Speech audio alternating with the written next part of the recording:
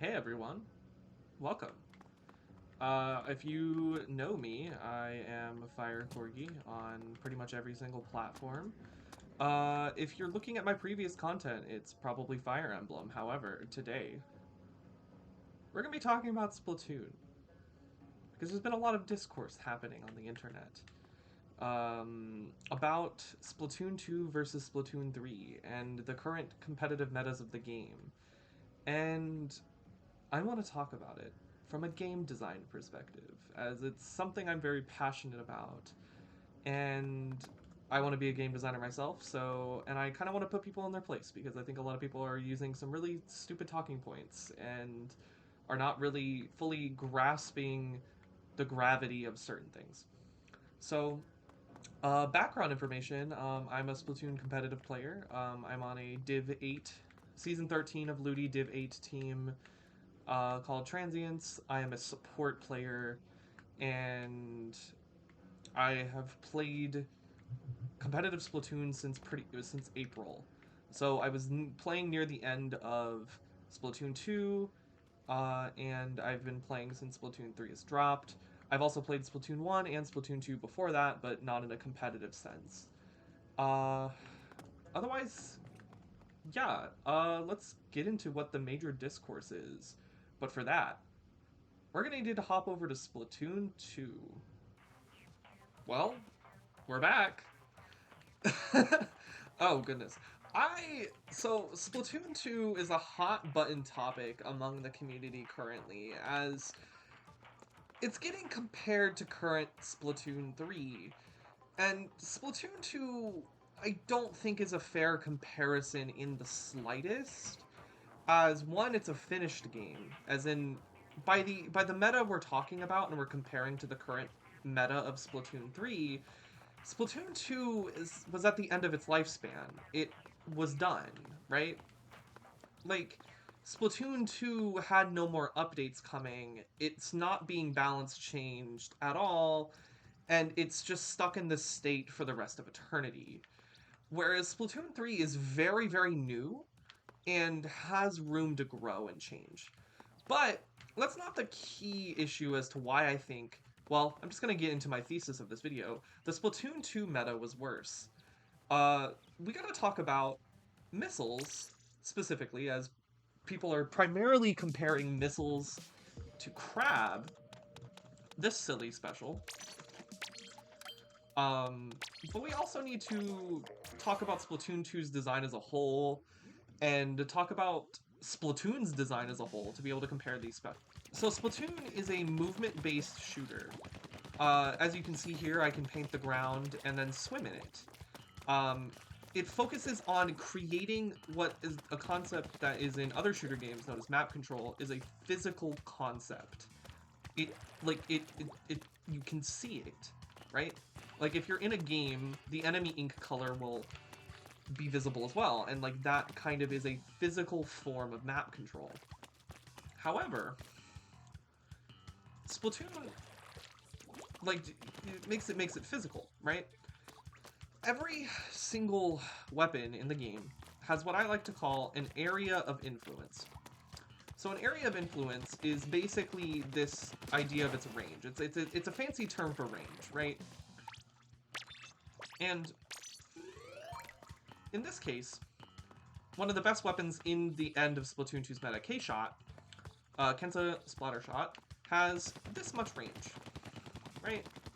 And now, it doesn't really make a lot of sense to look at it from this angle if we're going to be talking about these concepts. Like, you can kind of see this range and you're like, okay, but let's draw some pictures, why don't we? Okay, so now we have this really cool website here called Zendo.ink. This is going to be what I'm going to be using to sort of draw my conceptual designs down, basically. So, K-Shot, right? That concept that I talked about that I like to call areas of influence, right? Cool, right? Okay. So, circle. It has a circle. It has a range of influence, right?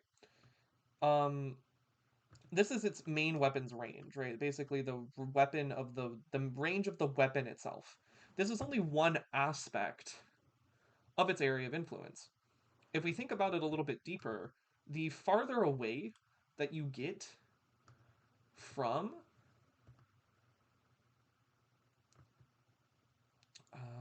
the farther away that you get away from the shot, the less ability it has to affect you. Meaning that sort of the weapon has two kind of areas of influence. Its most effective range and its outer range. It's kind of like a gradient almost. Like it's a better closer to it than it is at the tip of its range. However, it can still influence that area with its paint. And since map control, as we talked about, which is an important concept, meaning basically holding space on the map, right? The ability to influence space and hold it is a physical concept. So the paint that the shot can put down allows it to move, and its area of influence will move with it. These things together. The shot, as it paints, can move with its area of influence. Its area of influence moves with the shot. Additionally, it also has like additional areas of influence using its subweapon, suction. This applies to all weapons, but certain types of bomb subweapons, have the ability to be thrown and therefore affect its area of influence, creating an even sort of wider area of influence around the weapon at any given time. So you have the circle, and this circle here sort of represents anywhere this suction can be thrown. And so it's anywhere in the main weapon range and then also out to here, right? Like the suction can be thrown anywhere sort of in this range, right? And it'll be as effective as from anywhere else. Also, just because it can affect this area doesn't mean that it's effective to target that area with your ability to influence it. But that's a whole other concept. But basically, like the subweapon is another form of its area of influence that can sort of move around with it as well as the weapon moves. And so every weapon has this kind of chart of where its effective range is, where its farthest range of its main weapon, and then what if its sub is a bomb, it has an additional ring of influence where it can throw its subweapon at any time. And you have this sort of like potential. This whole thing is potential. What this weapon can possibly do, right? So specials are designed to create to do different things. Most of the time it's to create space in some sort of capacity. As that's what this whole game is about. Is since map control is such a physical concept, creating and maintaining space is hugely important to the design of the game. So I'm going to use the Splatoon 3 special that's on shot as an example. Trizooka. Specials are temporary, right? So specials are temporary, meaning that we have sort of this temporary, I'm going to use this kind of circle, huge extension of shot's effective area of influence, right?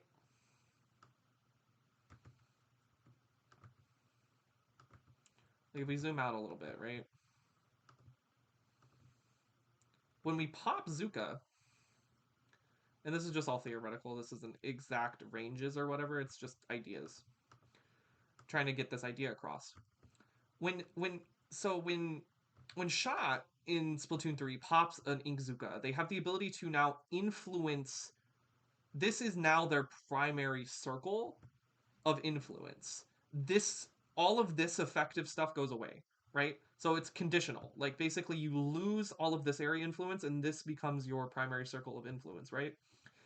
You also gain a lot of downsides as you can't paint your feet, you are very vulnerable, etc., etc. But for a period of time, you go from having about this amount of range to this amount of range very quickly, which allows you to catch certain backlines off guard, and which is why Trizooka is such a strong special, is that it can instantly increase your area of influence fast. and allow you to deal with weapons that you wouldn't normally be able to, like a charger, right? Like an E-liter. So you have an E-liter sitting in back here. Normally, you can't throw a bomb at them, right? Like if we have an E-liter sitting here, you can't do that. But if you pop Zuka, you use your special, you can now influence this charger. And by influence, um, usually means taking away their resources. So resources in this game consist of space, time, and attention. So space is physical space, right? If a charger has to move out of your range, out of your now Zuka range, they're losing space, right? They're losing control because this charger also has an area of influence that you're now moving back away from you. Additionally, this charger here, in this case, could also just die, right? Like they could get splatted. And if they go down, that also is just additionally lost space. That's also lost time. If you're down, right, or if you're running away, you're wasting time away from the objective, right?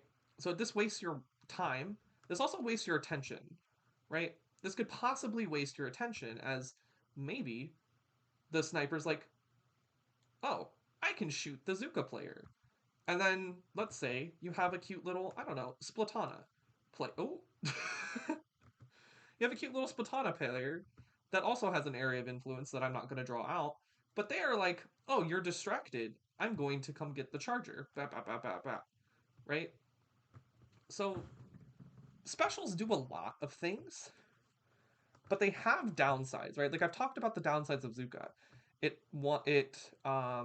You're extremely vulnerable. You cannot paint your feet, and you're stuck into it until it ends, right? You lose access to your main weapon, which is in this case on Splattershot very versatile, very useful. You lose action to suction, which is also an extremely versatile subweapon for this, right? And that's okay because it's temporary. You use it in very key positions and very key moments to make the area that of influence that it creates to be most effective, right? So now that I've talked all about this, right? I've talked about all these base concepts, right? Let's go back to Splatoon 2 real quick. And we're going to go ahead and we're going to talk about Missles.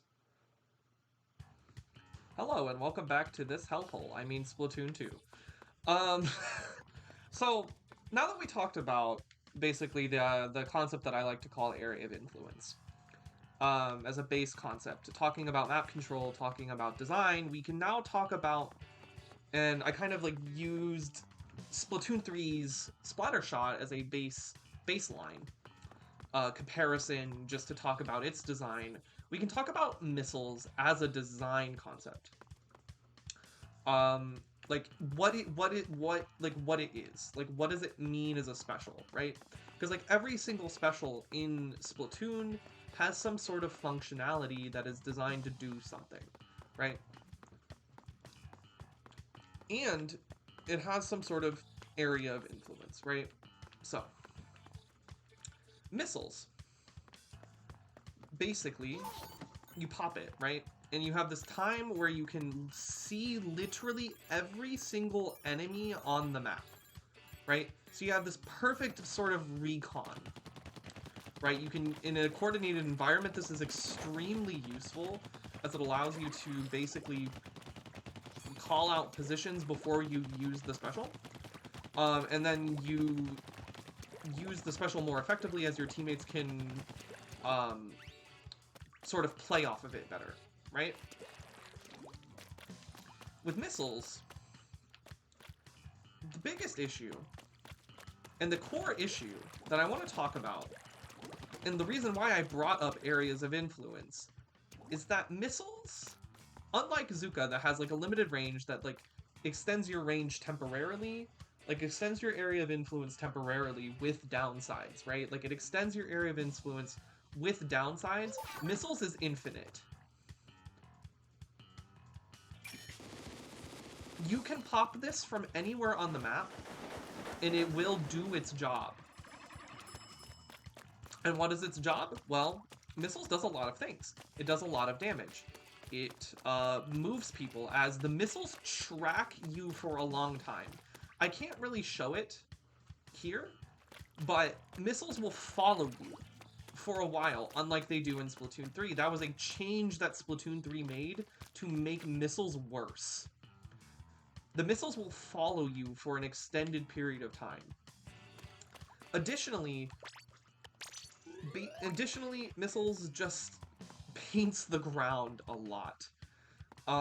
It also is really easy to farm, as you instantaneously have access to the ability to get another missile as soon as you pop it, which in this case is really broken, and why it was changed in Splatoon 3 with a more recent patch note, is that you're no longer able to farm it right after it dropping, right after popping it, as a way to prevent its spammability.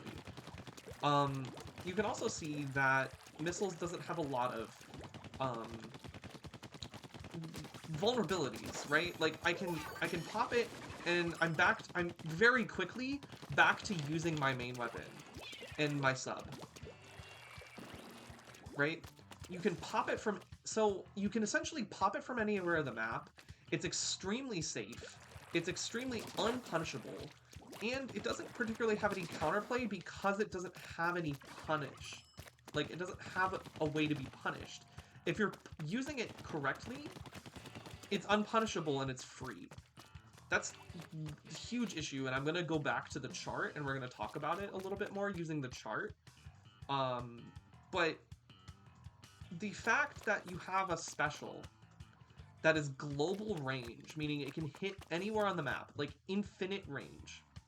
It's effective from anywhere on the map and can influence the game state from anywhere on the map, right? Like, it makes your area of influence the entire map, meaning you can affect the game from anywhere.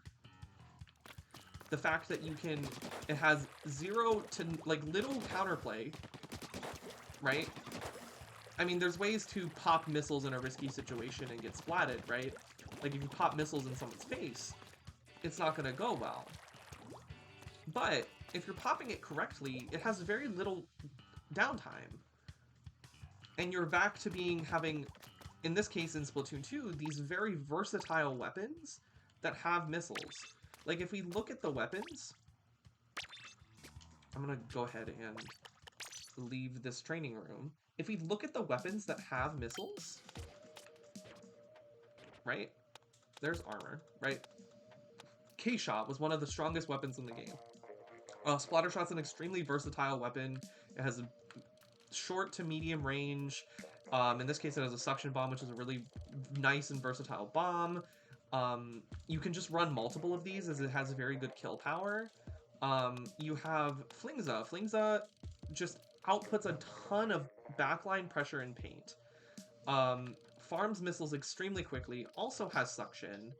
For the same reasons as good on K-Shot. You also have Jet Sculpture. Jet Sculpture is a weapon that would legitimately in high-level Japanese play, and even just in play in general, would be used. You would just sit on a high point on the map, far back, paint the zone, or like whatever objective, mainly the zone. This was mainly used for zones. You would just paint the zone, you would pop missiles, and then you would do it again. And the zone would flip back and forth. It's very uninteractive and free. Like, this weapon was played super safe, and played in ways where it would, like, get 0 to, like, little kills. It wouldn't actually affect anyone, outside of the fact that it moved them with its infinite ranged missiles. Right? So, let's go over to the charts and talk about why infinite range is bad. Hello, and welcome back to the chart. So, once again, we're going to be talking about missile design specifically now, and why missile design is really bad, but we're going to bring out back the shot again, and now we're going to talk about why missiles is specifically bad. So I explained it a little bit, but I want to kind of draw it out for you, right? Let's say we have an enemy team, right? We have an enemy team, we have 2 shots, because that's what like Splatoon 2 would look like a lot of the time, would be 2 K-Shots, a Jet Squelcher, and a 52, right? So you have these weapons, right? And they're sort of positioned kind of maybe like this, right? You're fighting over the zone. You have your area of influence, they have theirs, right? Etc. Right? You pop missiles, let's say. Missiles, right? You pop missiles. Your range is now the entire map. You now have dominion over an ability to access and influence this entire map from anywhere. It legitimately doesn't even matter where you are, right? It legitimately doesn't even matter where you are because you can just be anywhere and you can still affect those players. And what's that going to do? Well, the most effective way to use it is to pop it here, right? You pop it here and then you move with it, right? Because it's fast, right? In Splatoon 2, Missiles was fast, and it was very unlikely to be punished. Now you just move into their space, right? Because they're having bunches of damage, paint, um, and they're having to waste their resources to get away from it. They're wasting their ink tank, they're wasting their time trying to back up away from the objective, and now you're moving in with it, right? And there's another additional factor to this, which is ink armor, which we'll talk about soon, because it's also a problem. But Missile specifically does so much for your team, it's ridiculous compared to other specials in Splatoon 2. It tells you where everyone on the enemy team is. It has infinite range. It moves them because they have to respect it. It will splat you if you do not respect it.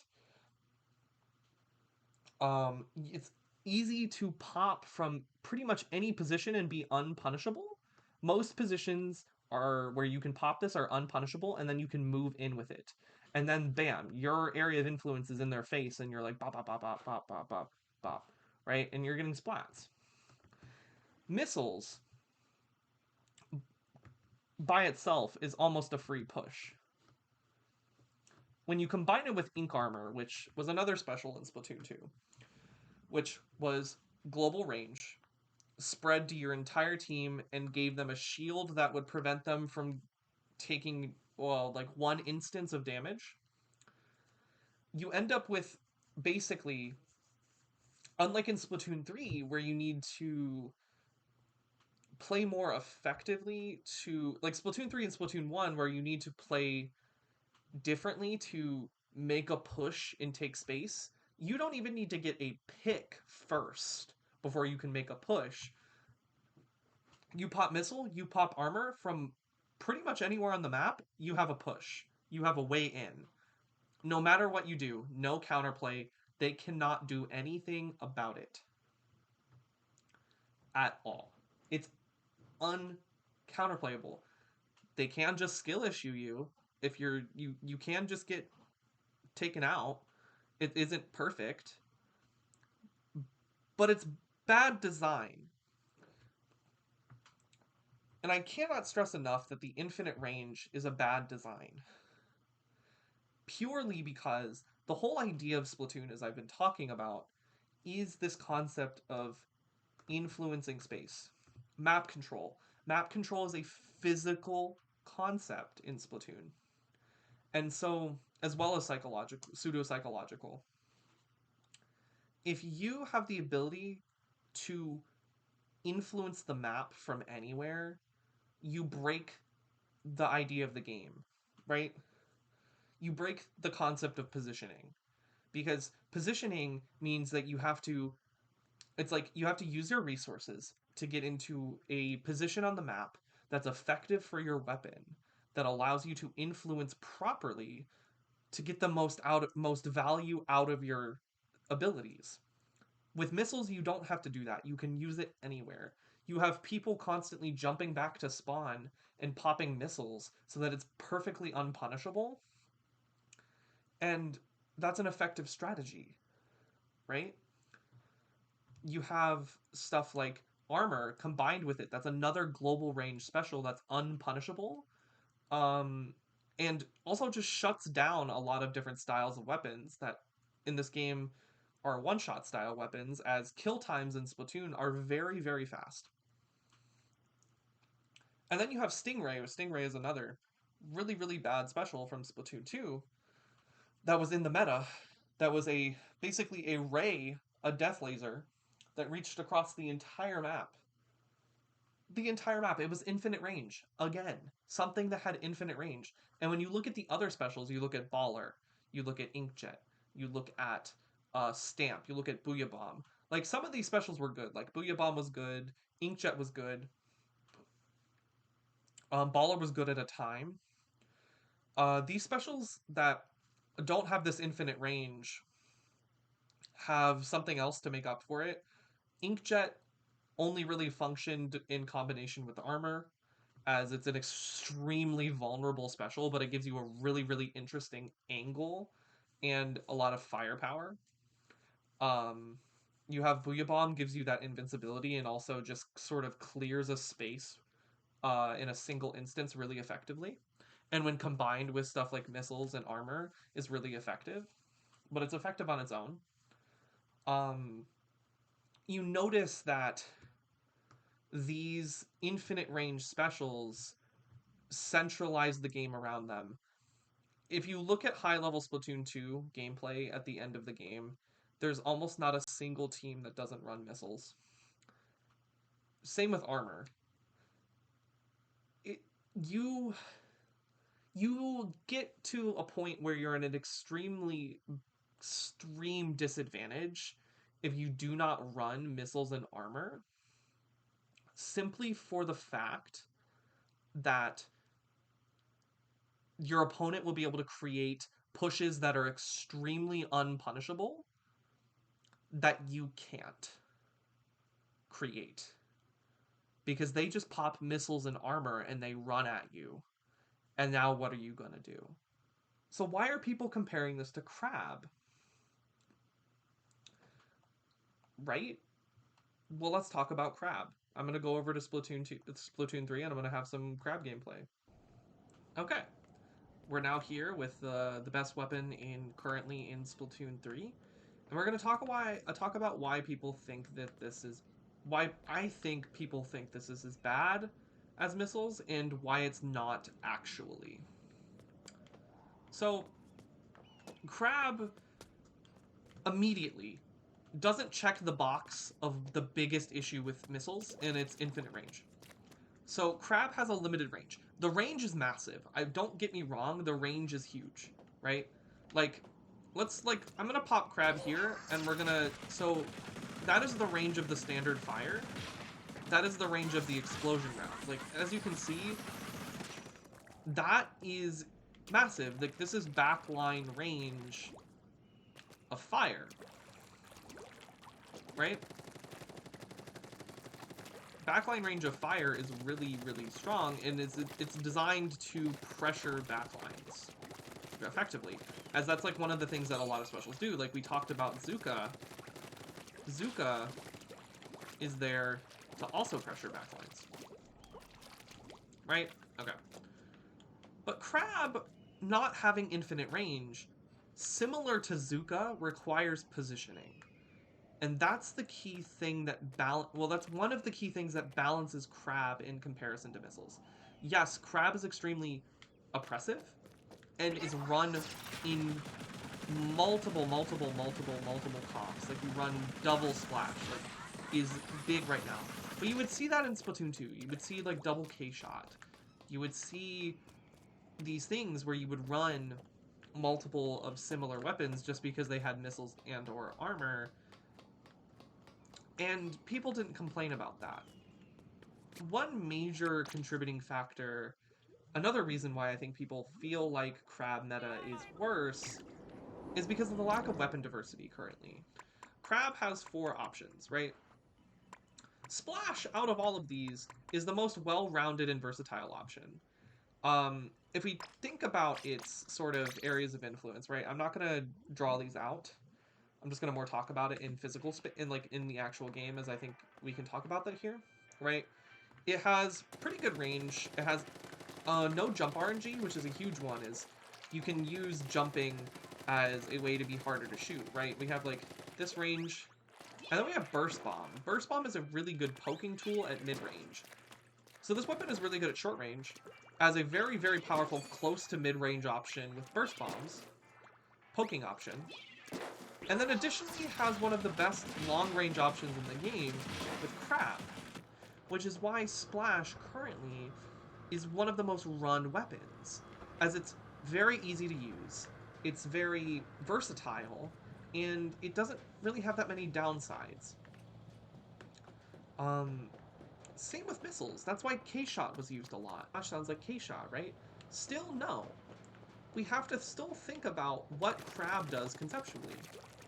Crab as a concept still doesn't compare to Missles in design. Crab can be easily converted into something that's a lot more fair. Reducing the range, reducing the time that it stays up on the map. Like reducing its range so that stuff like Hydra Splatling can actually hit it, gives it another counter, right? If we look at the most recent patch notes, they were trying to sort of buff weapons that they feel like probably counter Crab. So, Nautilus is a weapon that got a buff, right? So, Nautilus, let's see if I can find it. Nautilus. What does Nautilus do against Splash, specifically? Well, if we look at it, Nautilus outranges Splash considerably. Its effective range is about here, right? Like, that's its effective damaging range. But, like, from standing from here, from this line, I can reach all the way over here, right? If we look at Splash, also standing from this line,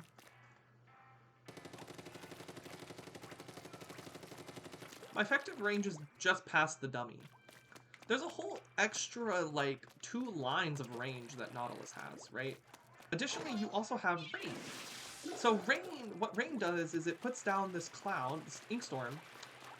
It puts down this cloud that does constant damage over time as it passes through. Crab is not a very mobile special, unlike Missles, right? Crab is very stationary, almost. When you pop it in an area, it's very hard to move it out of that area, right? Like, you can move it kind of, like, it can kind of advance, right? Like, it moves better side to side, and it also has the ball form. Like, it can kind of move.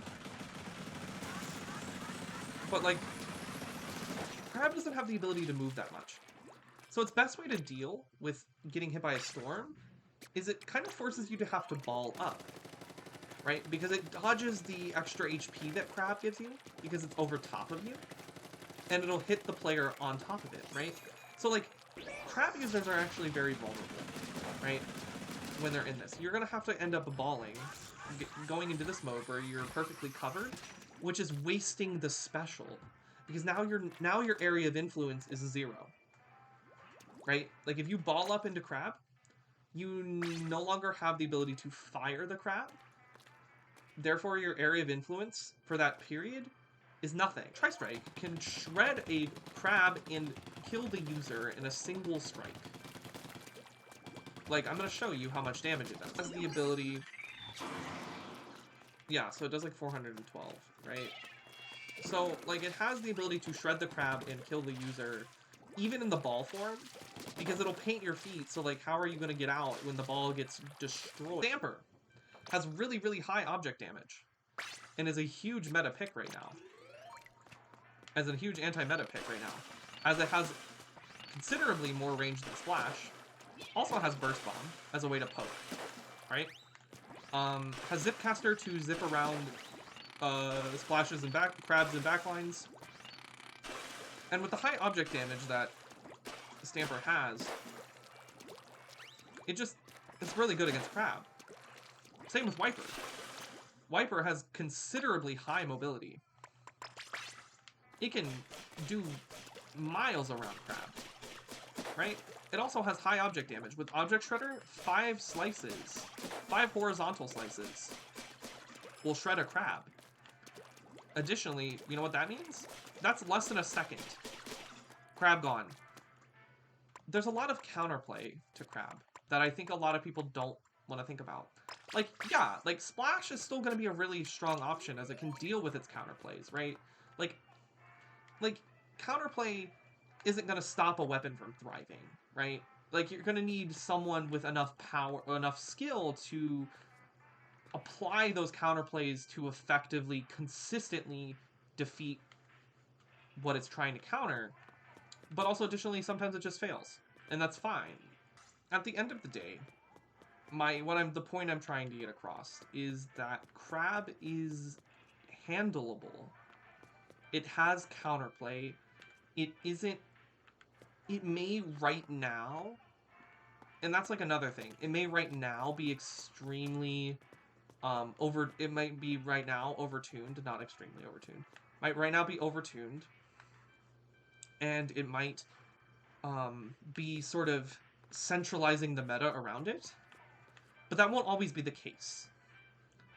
And I know that isn't like a reason to like say that it's a less bad meta than the Missile meta, but I think otherwise, like when we're looking at conceptually the design of Missles versus Crab, Crab is a lot tamer. Crab is a lot easier of a design to like balance because it does require positioning, which every other special does require positioning. But once again, Crab isn't that global range special. It isn't going to dominate you from anywhere on the map. It isn't going to affect you from anywhere on the map. It has a limited range of influence. It's counterable. It has ways to deal with it. And that's just kind of what I'm trying to get across here, is that Missles doesn't have that in Splatoon 2. Missles controls that game because of the fact that it's infinite range, unpunishable, etc., etc. Like, every single point that I've been, like, literally hashing down everyone's throat this entire video really goes down to recency bias and also lack of weapon kits, as this game is very fresh and very new, right? This is what we've known for the past 4 months, 4 or 5 months, almost 6 months, right? Almost a half a year, right? This is the meta that we've known, kind of, right? It's slightly progressed away from Machine more to Splash, but you know what I mean, right? This is the meta we've known. Whereas, like, the Splatoon 2 meta that we're talking about was for a game that wasn't getting any more updates. It was never going to change. We had all of the weapons that we could possibly have, so it looks like it has weapon diversity, right? Like, quote-unquote, yeah, there's a lot of kits that are quote-unquote viable, but the reason why it feels like there's less viable kits in this game, in Splatoon 3, is because there's just less weapons. Like, we just haven't gotten to the point of Splatoon 2 where we have a big enough weapon roster in comparison to other games. I just want to make sure that everyone kind of understands why Missles conceptually is a very bad design, and why Crab is actually workable. And is actually kind of a good design, and can be fixed, right? It's just overtuned in comparison to Missles. But yeah, anyways, thank you for watching this video. If you gave it a shot, please consider subscribing to my channel. I'm going to be trying to make more content like this, more video essay style content. This may not be edited very well, I'm sorry, I'm a new editor. Hi. But I really like talking about games from a game design perspective, as it's something that I'm very passionate about. So I hope you will listen to my ideas and think about, if you thought Crab was worse than Missles, maybe rethink that a little bit. Anyways, goodbye everyone. Stay fresh.